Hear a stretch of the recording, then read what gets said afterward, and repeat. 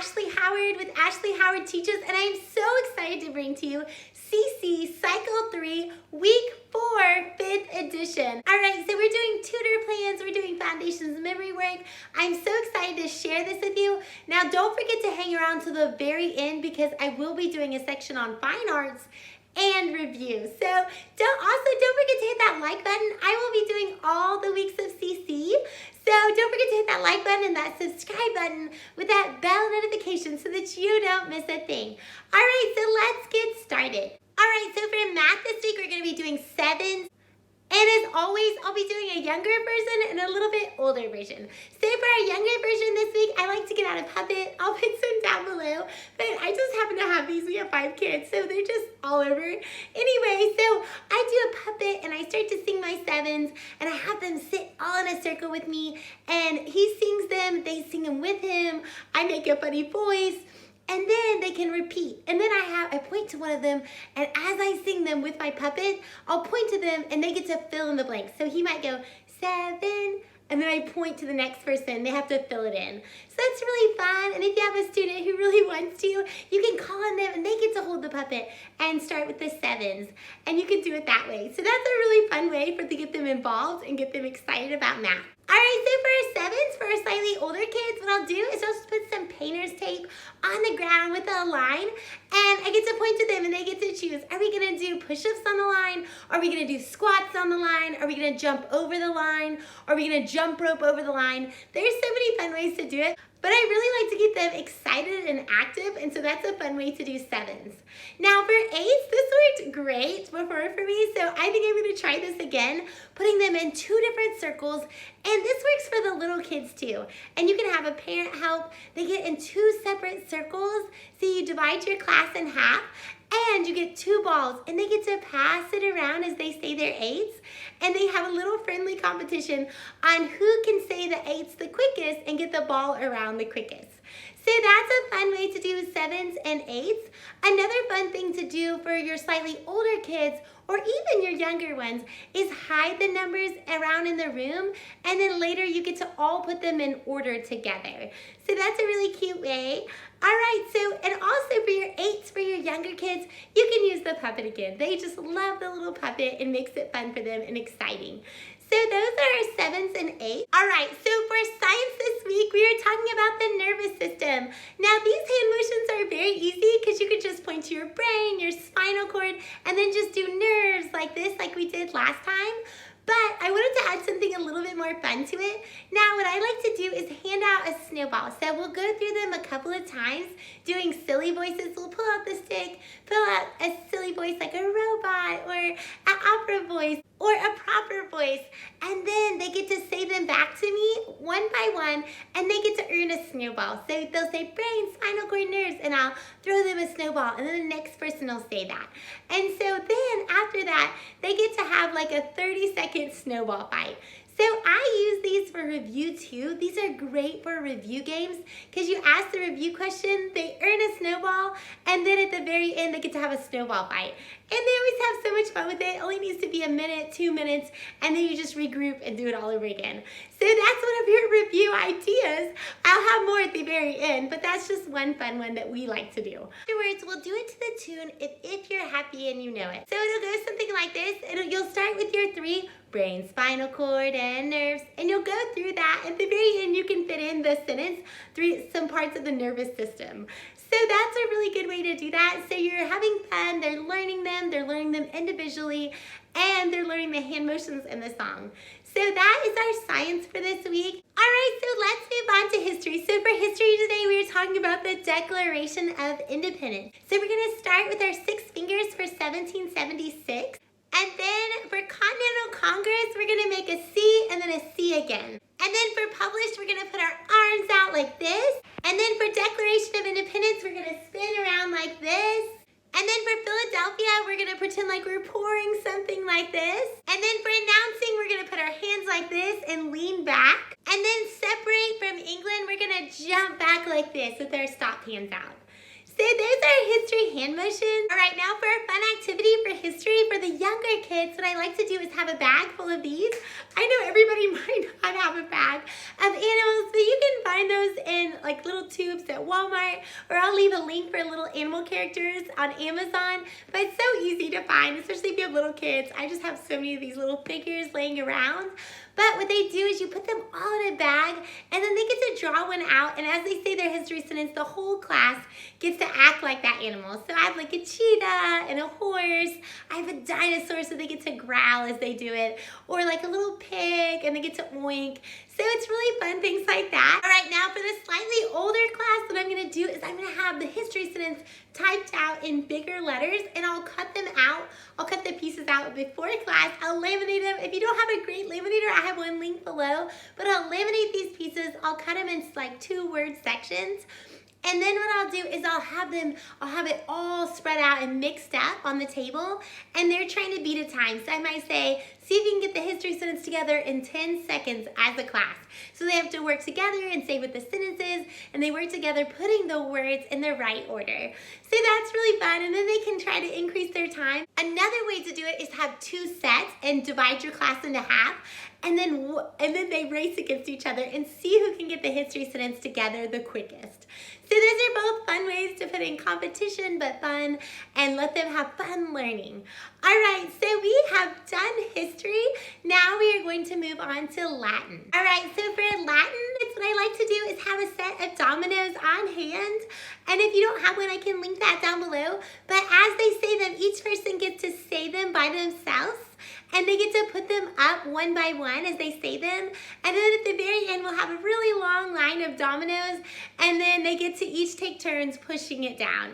So one person goes, then we'll say them again, set them up as each person says them, and then we get to push them down, or some variation of. So it's really fun to use those dominoes. All right, so that is really quick, easy for our Latin this week. Let's move on to English. All right, so for English this week, we are doing verb principal parts. Now for those little ones, this is really wordy. So this is one where I like to get my shakers out, and we sing them together. We repeat them first, and then we just kind of go around the room. And I'm gonna sing it to the tune of bingo, and they're just gonna follow me. So we're gonna sing it. I might have them kick their feet as we go along. We might twirl our hands, but I'm just keeping them active, keeping them moving. All right, for my older kids, we're doing the verb principal parts to the song of bingo, but we're also putting in some different actions. So we might do verb principal parts, and we might do jumping jacks, we might do push-ups, we might do squats, or sit-ups, or something fun like that to keep them active, but keep it at their age level. So I like to print those out beforehand, because if I don't, I might get someone who's shy, who doesn't want to say one, so they just pull them out of the bag, or they can pick their own.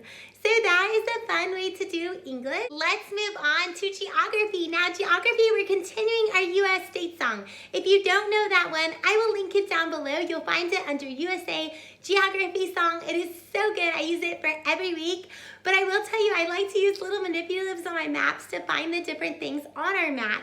So I like to use little M&Ms or little stickers, just something fun that they can have to put around on their map, just to give them a little joy as they're doing their map. We also like to trace. I like to dot, I like to erase as we're saying them. There's so many different good ways to do that.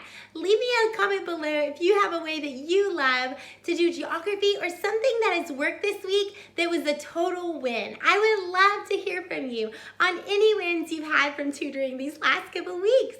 It'd be so good to hear from you. All right, so that is our new grammar. All right, so for our review game, I told you I love these snowballs. One fun thing you can do that you kind of got to keep your class calm on is split your class in half, and you play a little baseball game. Now when I say little, it's pretty little with our classes. I like to move everything back, and the boys love this one. The girls do too, really. And I use one of these snowballs so it doesn't hurt anything. And I get everybody back, and they get to swing their bat after they say a word. Now this works for little ones too. They love this. They get to play a game, and they get to answer review questions before they bat.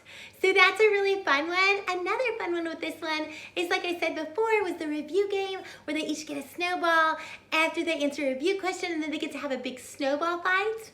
Another fun with this one is just to bring a little basket, a trash bag or trash basket, or even a basketball hoop that you can hang on a doorway. I like to use these, or even use a foam basketball, because what you can do is you separate your class in half. And while the other person has to answer, the other people get to shoot. So half your class is shooting until the other team can figure out the answer to your review question. So it really puts them on the spot. They're working hard because they want to stop the other team from shooting baskets. So you'll have a parent up there scoring for you and keeping everything under control and safe. All right, so those are my review games this week. I hope you enjoyed them. Don't forget, I'll leave those snowballs linked down below so you'll have easy access to them. So then let's move on to fine art. All right, so for fine art this week, we are talking about abstract art. So what I love is this book right here, A Child's Book of Art. This one is such a good one to show examples at home and in the classroom. So I wanted to show you what I like to do is I like to show them real art so they get a taste for it. So when I show them abstract art, I like to show them pictures. So we talk about how abstract art does not exactly depict an animal, a person, a place, but rather it's done with the artist's emotions and feelings. The colors, the shapes, everything shows their feelings and emotions in their paintings. So I like to show them what it's supposed to look like, how abstract art can look so different, but you don't see anything exactly drawn the way it looks. So I like to show them examples of how this is not abstract art right here, because you see a person depicted, or you can see people depicted right here, but you cannot see anything actually depicted in this picture. You don't see a person, a place, or a thing depicted. Rather, you just see the colors, shapes, emotions. All right, so that is a good way to start off your class. Now, I always like to play classical music on my phone. I just pull some off YouTube, have colored pencils out and ready for them. So one fun activity to do during this class time for fine arts is you pull out this book, Drawing with Children, and there is a great abstract activity for you to do. So what you do is you have them have your paper, they tell you what to do. You might draw a circle, a dot, a line. They'll tell you exactly what to do, and like it tells you to draw a circle anywhere on your drawing. Fill it in, and different things like that. So this is a great way for you to start abstract art. It's kind of fun. They all look so different. You can show them how art can look so different, but all be so beautiful because it's inspired by the Lord. So this is a fun art activity. I did not make these. These were given to me, so I just want you to know that beforehand.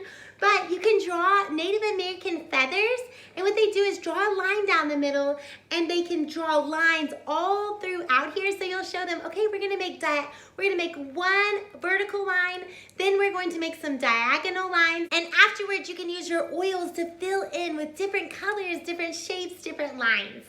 Another fun one that they can do if they're a little bit older is you make the teepee. So you're just gonna make a triangle shape, and then they're gonna use their oils to use their different colors to fill this in and use abstract art inside of the teepee. Another great one is you just get the state of Texas, since we're doing United States of America. They just get to use their different oils within this painting to make abstract art. They can use their different feelings and emotions, and I suggest playing different kinds of orchestra music, that way that they can hear the different sounds. And they can tell them how even music can have different feelings, just like art can have different feelings. And you can use different strokes, different colors to use this abstract art. So that's what we'll be doing for abstract art. Please don't forget to hit that subscribe button. I will be coming out with next week's video soon. I also come out with homeschool videos about foreign languages, about history, about science. So any kind of his homeschool review that you're looking for, I probably have on my channel, because I love to look at different curriculums and I love to serve you. Let me know how your weeks are going. If there's anything you have questions about, please don't hesitate to leave a comment or question below. I absolutely love hearing from you. I will see you next time. Goodbye.